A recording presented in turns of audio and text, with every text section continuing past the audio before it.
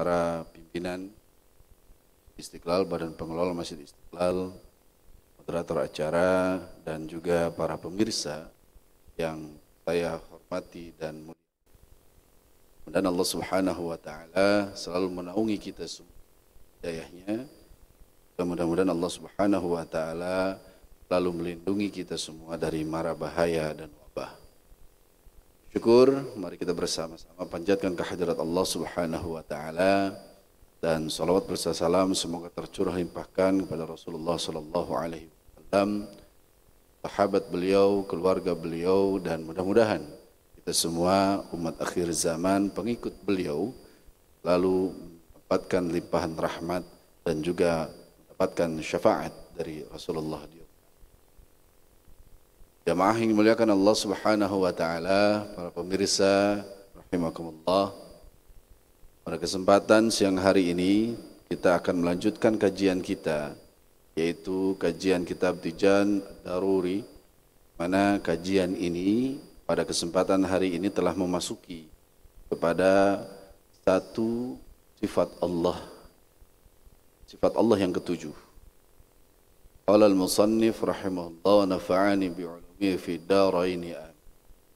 Bismillahirrahmanirrahim. Wa yajibu fi haqqihi ta'ala al-qudrah wa hiya sifatun qadimatun qa'imatun bidzatihi ta'ala yujadu biha wa yu'dimu وضدها العجز والدليل على ذلك أنه لو كان عاجزا لم يوجد شيء من هذه المخلوقات.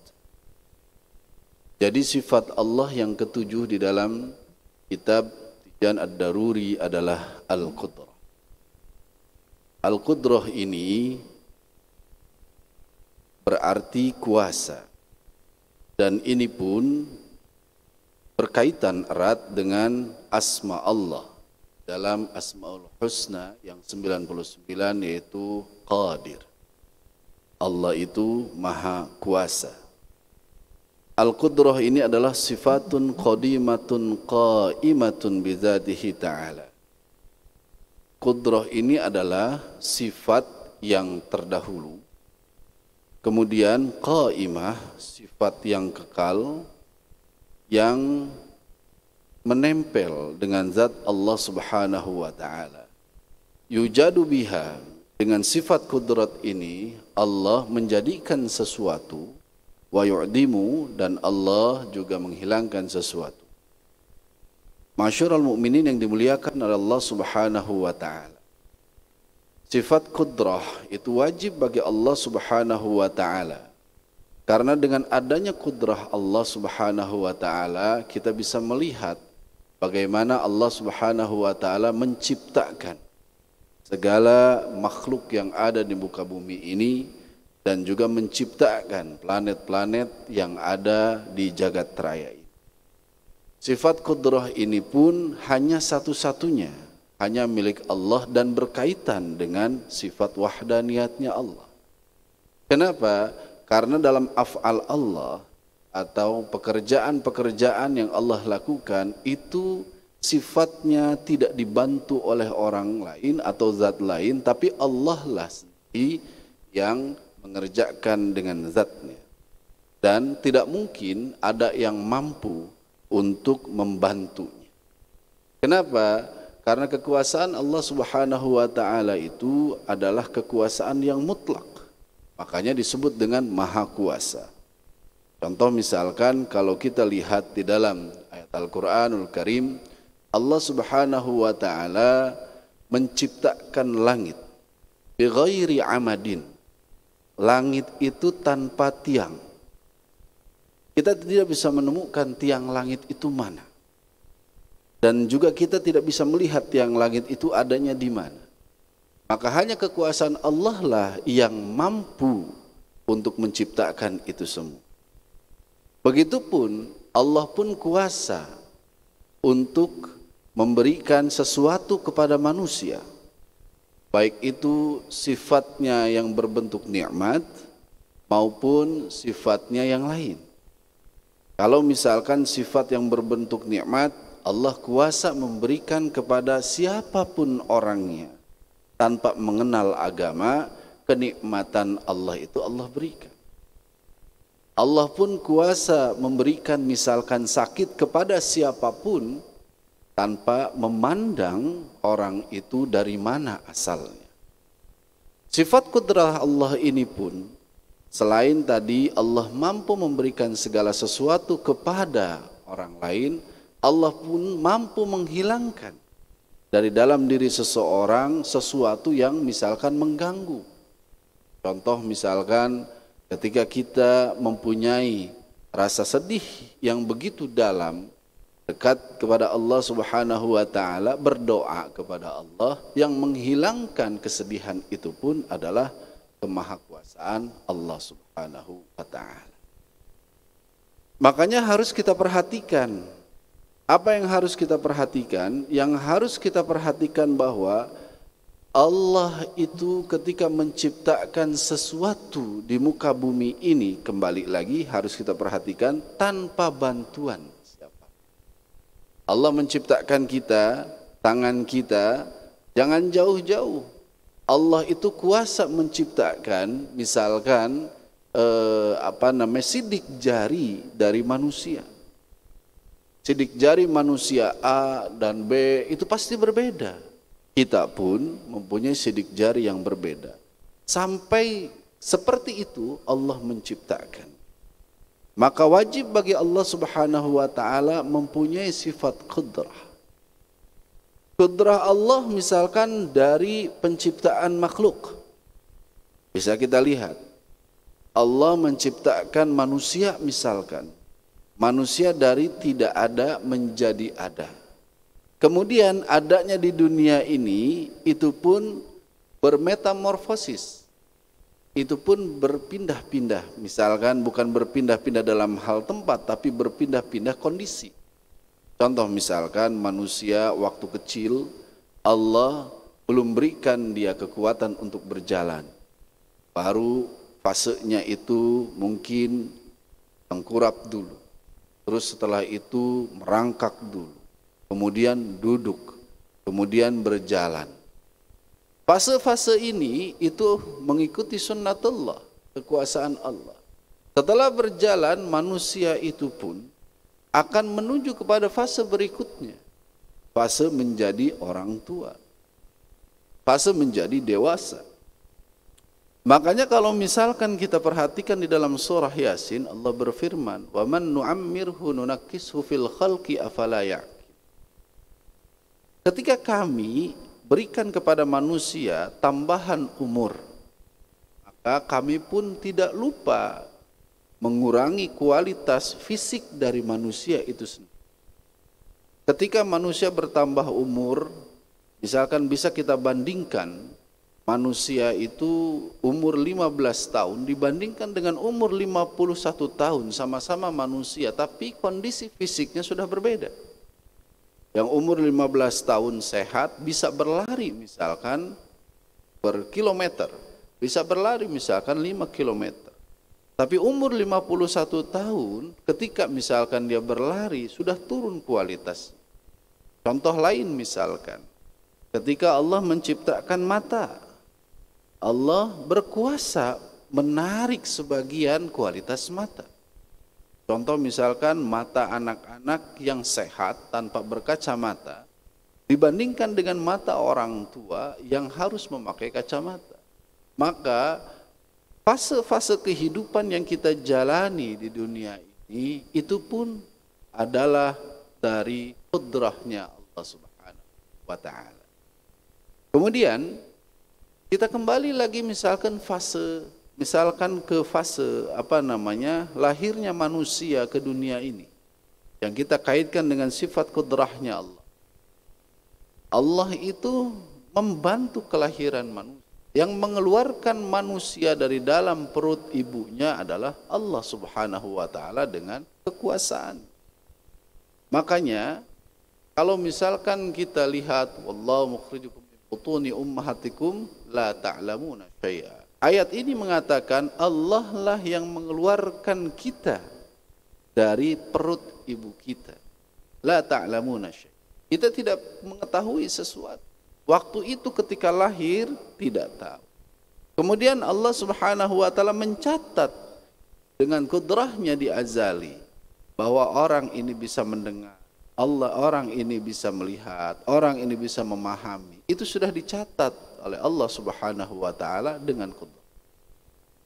Makanya kita pun harus yakin, hadirin yang dimuliakan Allah Subhanahu wa taala, ada yang namanya kehidupan setelah dunia.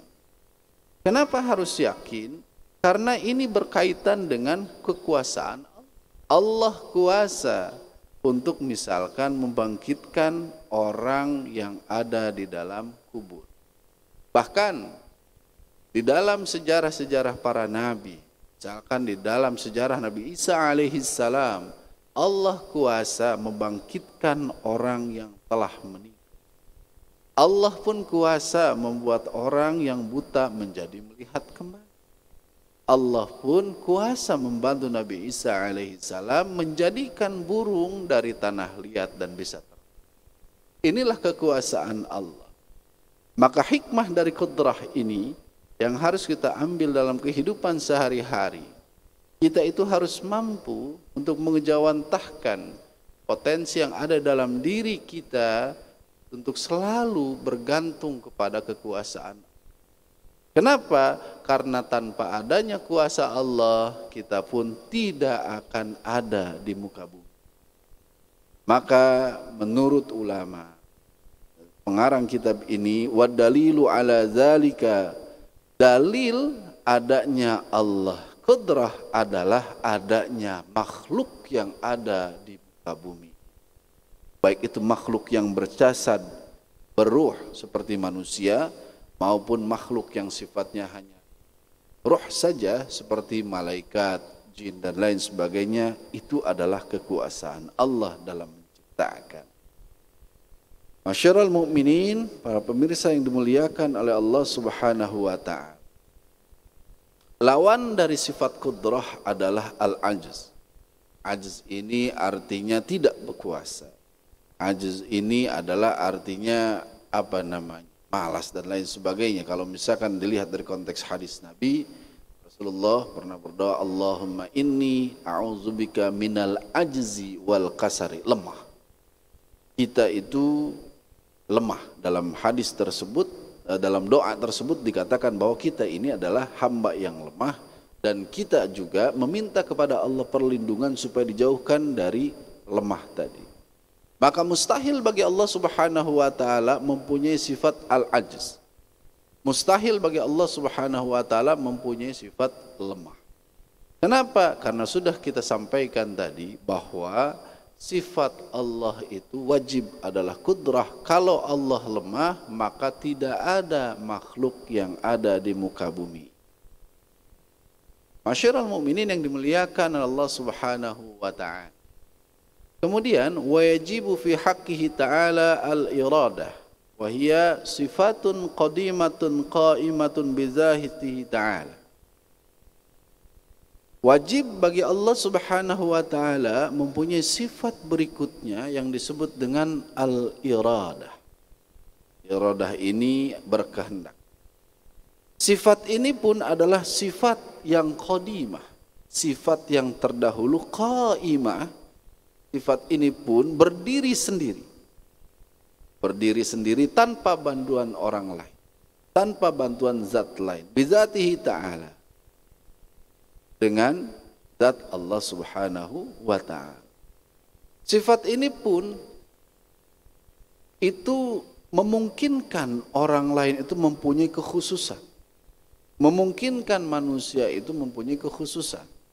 Misalkan mungkin saja dengan kehendak Allah manusia itu ada, dan mungkin saja dengan kehendak Allah manusia itu pun tidak ada.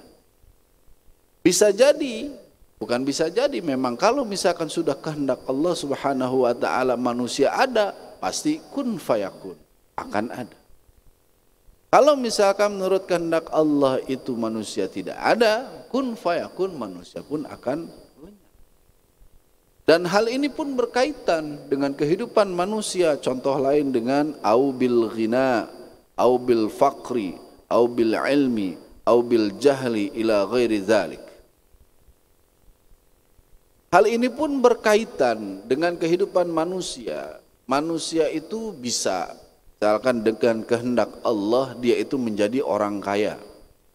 Ada orang misalkan hanya punya tanah 100 meter. Tapi kehendak Allah, tanah tersebut misalkan dapat gusuran jalan tol, jadi orang kaya. Itu kehendak Allah. Ada orang misalkan mempunyai tanah yang luas, kekayaan yang berlimpah, mobil pun mewah, kemudian ditambah juga dengan rumah yang megah. Tapi Allah kehendaki orang tersebut hancur dalam 1 hari, bisa. Contoh misalkan kalau kita lihat kejadian yang menimpa Qarun.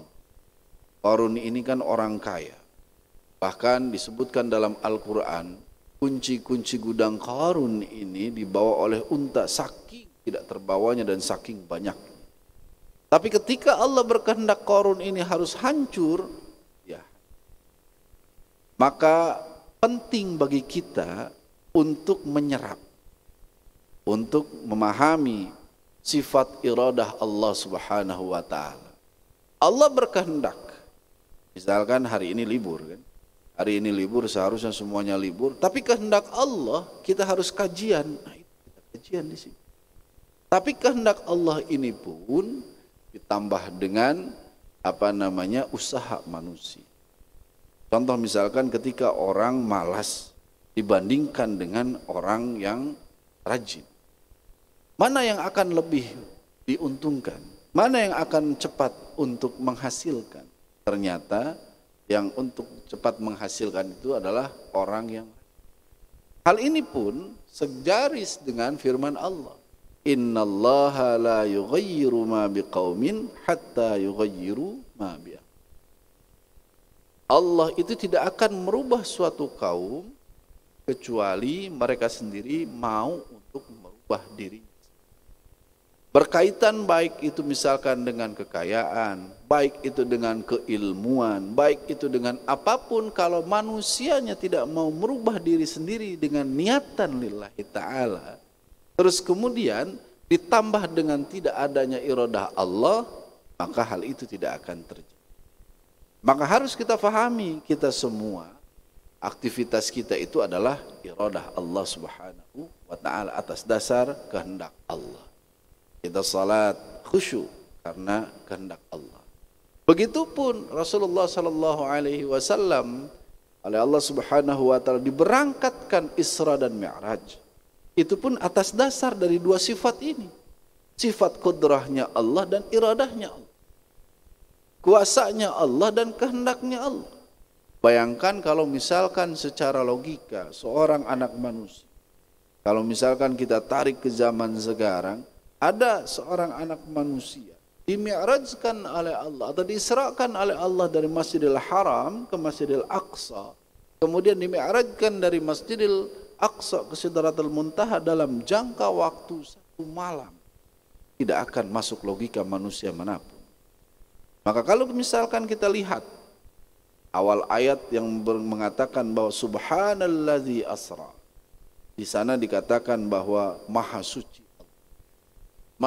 Allah yang telah memberangkatkan seorang anak manusia.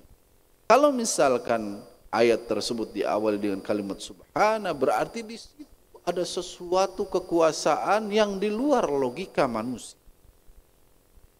Maka kembali lagi Isra dan Mi'rajnya Rasulullah sallallahu alaihi wasallam yang kita peringati hari ini dan kita peringati setiap tanggal 27 Rajab, itu pun atas dasar kuasa dan kehendaknya.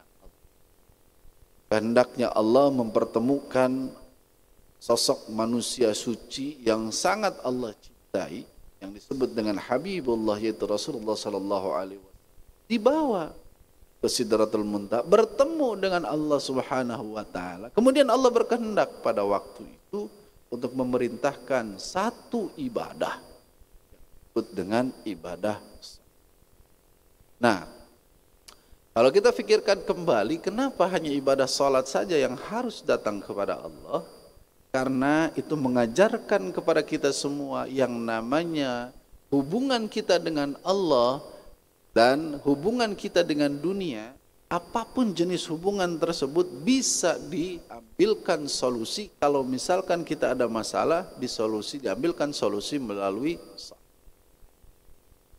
Orang akan merasa kehidupannya lebih enteng kalau misalkan salatnya sudah mulai dibenarkan. Nah, ini pun berkaitan erat dengan iradahnya Allah. Kenapa? Karena kalau misalkan kita ingin mendapatkan kehendak Allah yang baik untuk kita, maka kita pun harus menyambung sebuah tali vertikal kita dengan Allah, memi'rajkan rohani kita dengan Allah, memi'rajkan ibadah kita kepada Allah melalui salat. Maka disebut as-salatu mi'rajul mu'min. Salat itu adalah mi'rajnya seorang. Maka hadirin yang dimuliakan oleh Allah Subhanahu wa taala, kembali lagi bahwa qudrah dan iradah, kuasa dan kehendak adalah menjadi sifat wajib bagi Allah Subhanahu wa taala. Dalam Al-Qur'an disebutkan Allah yaf'alu ma yurid. Terus innallaha ala kulli syai'in qadir. Allah itu mengerjakan sesuatu yang Allah kehendaki. Allah itu mengerjakan sesuatu, Allah itu mengadakan sesuatu karena Allah berkuasa terhadap sesuatu. Masyarul mukminin yang dimuliakan oleh Allah Subhanahu wa taala. Kemudian wadidduha al-karah. Lawan dari sifat iradat itu adalah terpaksa. Terpaksa apa? Terpaksa karena sesuatu. Mustahil bagi Allah, Allah terpaksa untuk mengadakan sesuatu. Mustahil bagi Allah, Allah terpaksa untuk menghendaki sesuatu. Mustahil. Mustahil bagi Allah Subhanahu wa taala terpaksa mengizinkan sesuatu, tidak. Tapi di balik izin Allah dan ridha Allah pasti ada hikmah. Toh misalkan izin itu belum tentu ridha. Nah, apa bedanya? Misalkan Allah Subhanahu wa taala mengizinkan makhluk Allah yang namanya syaitan untuk menggoda manusia sampai akhir. Diizinkan oleh Allah tapi tidak diridhai. Kita di dunia ini semuanya itu ingin mendapatkan ridha Allah dari setiap aktivitas kita. Maka untuk mendapatkan ridha Allah ini pun kita harus tahu hubungan baik dengan Allah itu seperti apa. Makanya kembali lagi, amaliyah yang kita lakukan itu tidak bisa memaksa Allah untuk mengadakan sesuatu. Al-iradah, lawannya adalah al-karah. Allah berkehendak dan mustahil bagi Allah, Allah itu terpaksa menciptakan bumi, menciptakan ini, menciptakan itu. Tidak mungkin dan mustahil bagi Allah, Allah terpaksa. Wad dalilu ala zalika. Dalilnya kalau Allah terpaksa, lau kana karihan lakana ajizan wa kaunuhu ajizan muhalun. Nah, kembali lagi. Ini terkait antara qudrah dan iradah. Kalau Allah ini terpaksa mengadakan sesuatu, menciptakan sesuatu, lau kana karihan lakana ajizan. Kalau Allah terpaksa menciptakan sesuatu, berarti Allah itu lemah. Ada yang mengintervensi. Padahal kalau kita lihat sebelumnya adalah sifat Allah itu qudrah. Qudrah itu berkaitan dengan wahdaniyah. Yang mana semua af'al Allah adalah tunggal, maka mustahil kalau Allah itu diintervensi oleh sesuatu. Itu yang harus kita yakini dan kita imani. Wa kaunuhu ajizan muhalun. Adanya Allah lemah itu Allah itu mempunyai sifat kuasa dan lemahnya Allah itu mustahil ada di dalam zat Allah Subhanahu. Syirul mukminin, muliakan Allah Subhanahu wa taala. Insyaallah kita akan kupas lebih jauh lagi tentang makna iradah ini di pertemuan yang akan datang. Makna qudrah dan iradah ini di pertemuan yang akan datang. Mohon maaf karena waktu jualah yang membatasi kita semua. Mudah-mudahan ini ada manfaatnya untuk kita semua. Mudah-mudahan Allah Subhanahu wa taala selalu memberikan kemudahan kepada kita semua untuk beribadah kepada Allah Subhanahu wa taala. Wajibu fi haqqihi ta'ala al-ilm wallahu a'lam. Shawab. Hadanallahu wa iyyakum ajma'in. Wassalamualaikum warahmatullahi wabarakatuh. Waalaikumsalam. Jazakumullahu khairan katsiran kepada guru kita. Semoga ilmu yang telah disampaikan bermanfaat buat kita semua, baik kita yang menyimak melalui media online maupun offline. Dan berhubung terbatasnya waktu, kami cukupkan pengajian kita siang ini, dan bagi yang ingin berkomentar bisa melalui di chat Masjid Istiqlal TV. Dan marilah kita cukup pengajian siang ini dengan membaca doa kafaratul majelis. Subhanakallahumma wa bihamdika asyhadu an la ilaha illa anta astaghfiruka wa atubu ilaik. Saya pribadi mohon maaf apabila ada kesalahan. Hadanallahu wa iyyakum ajma'in. Wassalamualaikum warahmatullahi wabarakatuh.